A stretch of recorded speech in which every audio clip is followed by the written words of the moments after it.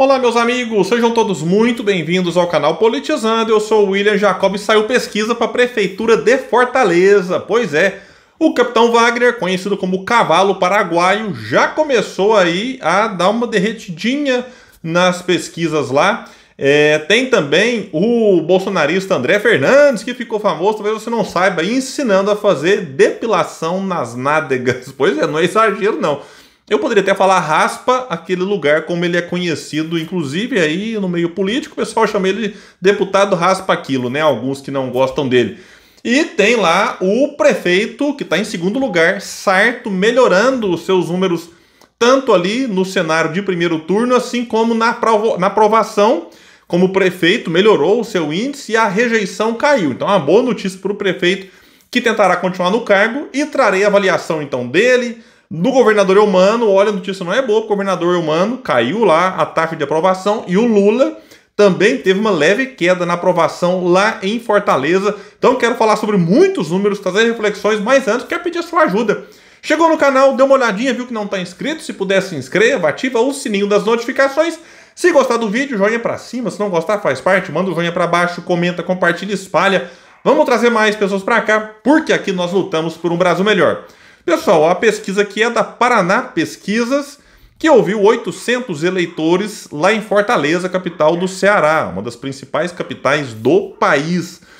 Ela ouviu, então, esses eleitores entre os dias 12 e 15 de julho e tem uma margem de erro de 3,5 pontos para mais ou para menos. Vamos começar aqui com a pesquisa espontânea, que é quando o Instituto não fala o nome de ninguém. E vejam que, nesse caso aqui, a entrevista foi feita pessoalmente, não foi por telefone, nem, enfim, foi pessoalmente. E aí, você votaria em quem se as eleições fossem hoje? Quem lidera, e com um índice pequeno aqui, vejam só, Capitão Wagner, 7,8. O que indica, peraí, se o primeiro colocado tem só isso, é porque o povo não fixou na cabeça em quem vai votar. O que abre espaço para que tenhamos ali mudanças no cenário, né? Então, agora, capitais, por exemplo, vamos pegar aqui Recife. O João Campos tem quase 40% na espontânea, ou seja, o povo já está com o nome dele na cabeça, vou votar nele. Vamos pegar aqui Rio de Janeiro, o Paz tem pesquisa que mostra que está com mais de 30%. Lá em São Paulo, o índice baixo, tanto do Boulos quanto do Nunes. Então, aqui em Fortaleza, o líder é o Capitão Wagner, que é do União Brasil, conhecido como Cavalo Paraguaio, porque ele sempre começa na frente e sempre perde. Então, ele está aqui em primeiro na espontânea, 7,8. André Fernandes aparece em segundo, mas bem perto, tudo embolado aqui com 5,9. André Fernandes é deputado federal do PL, bolsonarista raiz, enfim, cheio de polêmica, inclusive da fama dele na internet aí, porque fez vídeo ensinando a raspar ali as nádegas. Em terceiro lugar, vem o atual prefeito, que é do PDT, o José Sarto, que tentará a reeleição. Em quarto, vem o candidato do PT, que é presidente da Assembleia Legislativa, deputado estadual Evandro Leitão. Em quinto, e aí tem 2,5, né? O Sarto 5,4, coladinho no André Fernandes, aí um pouco já atrás, Evandro Leitão com 2,5. Roberto Cláudio, que é do PDT, mas que não vai disputar. Ele é ex-prefeito, um dos melhores, considerado ali o melhor prefeito que Fortaleza já teve. O Roberto Cláudio aparece com 2, mas não vai disputar. Ele apoia o Sarto. E depois aqui vem o Eduardo Girão, que é senador, 1,3. Luziane Lins, que é do PT, mas que não vai ser candidata. Luziane, inclusive, no começo não ficou muito satisfeita, agora parece que aceitou para doer menos ali. Ela foi rifada pelo PT, ela era o nome assim mais cotado. Aí o Evandro Leitão, que saiu do PDT brigando com todo mundo, chegou no PT e já chegou candidato. Inclusive o Cid Gomes, que também saiu do PDT, ficou decepcionado com o Evandro Leitão, porque ele achou que o Evandro ia sair na turma ali junto com o Cid, que ia acompanhar o Cid. De repente o Evandro Leitão anuncia a filiação ao PT. Então, tanto é que o Cid Gomes não deve fazer campanha.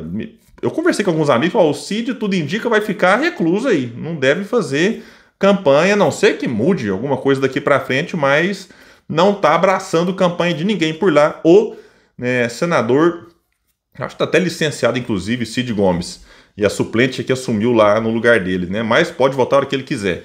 E depois aqui outros nomes citados no e-mail, agora vejam só, que não sabe ou não respondeu, indeciso ali, 64,9, ninguém branco e nulo, 8,3. Agora, no cenário em que o entrevistador apresenta a lista com os nomes e o entrevistado responde baseado na lista, Aí nós temos aqui o capitão Wagner, que aparece liderando com 33. Ele tinha 33,1 em maio. Então, uma oscilação pequena para baixo. O José Sarto tinha 18,1, melhorou um pouquinho, foi para 18,3. O André Fernandes tinha 15,9, agora caiu para 15,1. Então, a distância do Sarto para o Fernandes, que era de 2,2, agora foi para 3,2. Mesmo os dois oscilando pouco, mas quando você pega que um oscilou para cima, que é o caso do Sarto, e o outro para baixo, André Fernandes, aí opa, deu um pontinho aqui de diferença, o que lá na frente pode ser muito importante, ainda mais se for disputa acirrada, como aparenta ser baseado nas pesquisas. O Evandro Leitão, que é o do PT, tinha 8,9, melhorou um pouco, foi para 9,4, mas ainda assim bem distante ali do terceiro, segundo e primeiro colocados.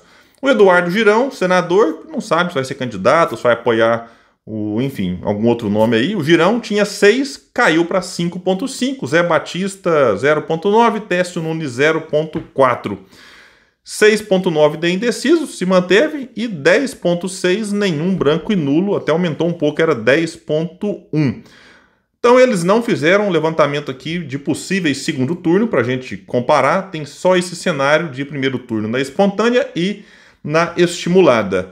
Agora, a rejeição, que é um elemento importante para quem busca reeleição. Eu já expliquei várias vezes aqui, quando um candidato ele tem a rejeição baixa, que é o caso do João Campos lá em Recife, é o caso do Paes lá no Rio de Janeiro, o próprio Nunes em São Paulo tem uma rejeição baixa, não tanto quanto a do João Campos e do Paes, mas tem mais gente que aprova do que reprova. Então, isso aqui é observado por quem está tentando reeleição. E a rejeição ao José Sarto, atual prefeito, ela sempre foi alta. Teve uma taxa do lixo lá bastante impopular, mesmo que a prefeitura isentou, muitos, milhões ali de pessoas não pagam a taxa do lixo, e essa taxa foi cobrada de quem realmente tem condições a mais aí, né, de pagar, e essa taxa ela acaba voltando para a sociedade. Eu fiz um vídeo aqui, expliquei isso já há um tempo, mas, enfim, aí tem gente que não entende e tal, porque, de fato, né, ninguém gosta de pagar imposto. Todo mundo, paga meio criticando, mas o imposto tem sua importância. E quando você vai taxar, você tem que escolher. Peraí, eu vou taxar todo mundo? Ou eu vou escolher, vou isentar dos mais pobres, e aí a conta acaba indo para o andar mais de cima. E aí o andar mais de cima é claro que vai chiar. E esse andar mais de cima, quando chia, acaba que influencia a população, e mesmo quem, por exemplo, lá em Fortaleza, mesmo às vezes quem não está sendo taxado acaba não gostando da taxa. Não é um negócio realmente que a comunicação tem que trabalhar para explicar para o povo. Que lá em Fortaleza a taxa do lixo, por exemplo, não incide sobre os mais pobres, que estão isentos dessa taxa.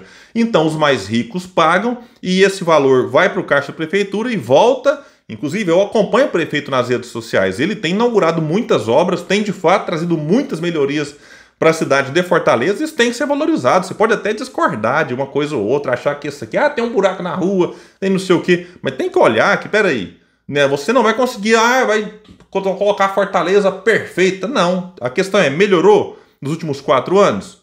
Essa é a avaliação que tem que ser feita. E aí, em alguns aspectos, eu tenho observado que melhorou e muito, e mesmo assim a rejeição a ele é muito alta. Acredito que uma falha na comunicação e está em queda. A rejeição dele era de 38,9 em maio, caiu 2,5, agora está 36,4.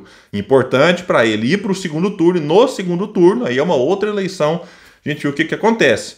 Agora, se não souber trabalhar, aí fica fora, inclusive, do segundo turno. Então ele tem que trabalhar bem e tem trabalhado, né, a gente tem observado aí. O capitão Wagner teve um aumento na rejeição, era de 24,9, subiu para 25,6. Então, a distância de rejeição a mais para o Sarto, que era de 14 pontos, agora ela está aqui em 10,8. Então, o Sarto conseguiu diminuir aí a rejeição e a distância em relação ao capitão Wagner.